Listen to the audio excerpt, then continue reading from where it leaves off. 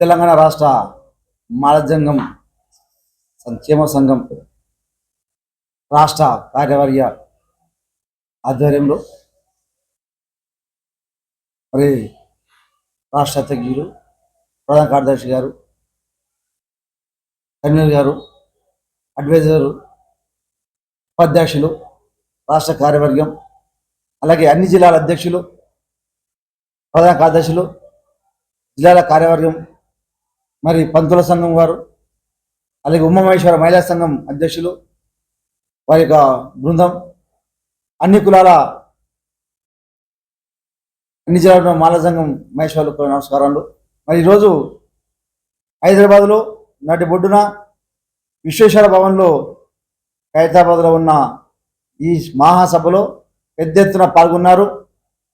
మాలజంగం ఐక్యత వర్ధిల్లాలనే నినాదంతో భారీగా మొట్టమొదటిసారిగా మరి మన ఆధ్వర్యంలో జరిగినందుకు చాలా సంతోషంగా ఉంది. మరి ఈ కార్యక్రమానికి అతిరథ మహారథులను పిలవడం జరిగింది.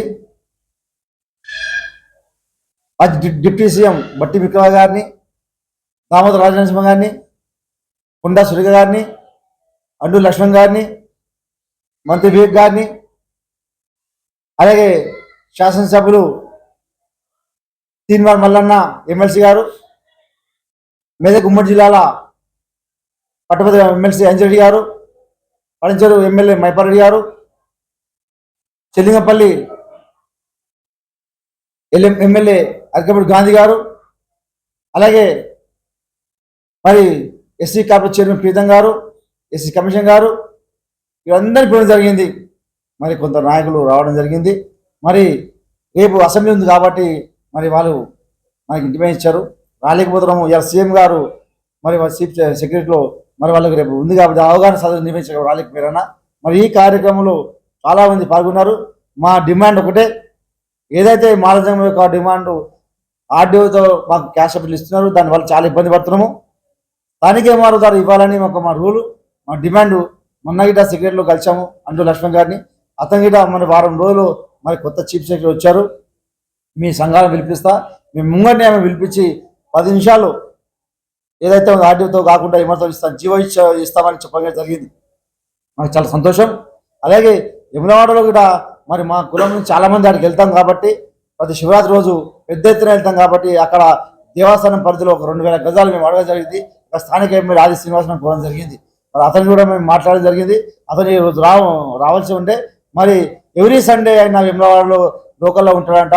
మరి టైం ఇచ్చాడు, సండే రండి కలిసి మాట్లాడదామన్నాడు. చాలా సంతోషం. మరి ఎప్పుడైనా ఇదే విధంగా కలిసిమెలిసి మా కులపలు అని చెప్తున్నాను, ఐక్యమత్యంగా ఉండాలి. ఏదో కలిసి చేస్తేనే యుద్ధంలో అయితే మనం సాధించుకున్నాం కాబట్టి నిధులు కావాలన్నా ఏదైనా ఐక్యమత్యం ఉండాలి.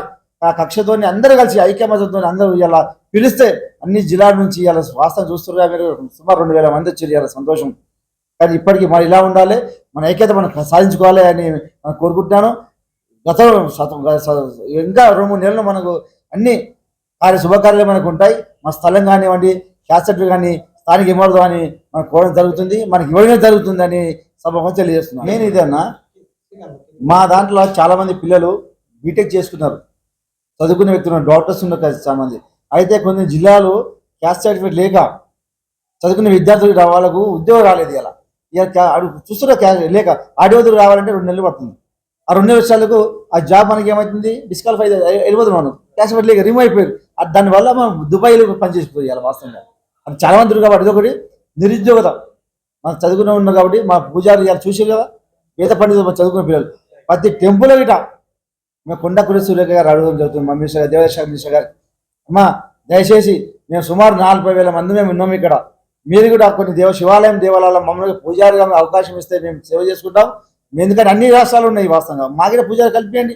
శివభక్తులు మేము, శివభక్తులు కాబట్టి మేము సేవ చేసుకునే గుణం మాకు ఉంటుంది. మాకు వెమ్లవాడలో మేము ఉంటాం, వెమ్లవాడలో కింద ఏదైతే ఉందో గుండం కాడ బొట్లు పెట్టి మేమే ఆర్డర్ చేస్తాం. కానీ ఈ ప్రతి టెంపుల్లో శివాలయం ఎక్కడ ఉందో మా మాలజంగాలకు మాకిట మీరు ఏమైనా పూజా అవకాశం ఇస్తే బాగుంటుందని మాకు విన్నవించుకుంటామమ్మా.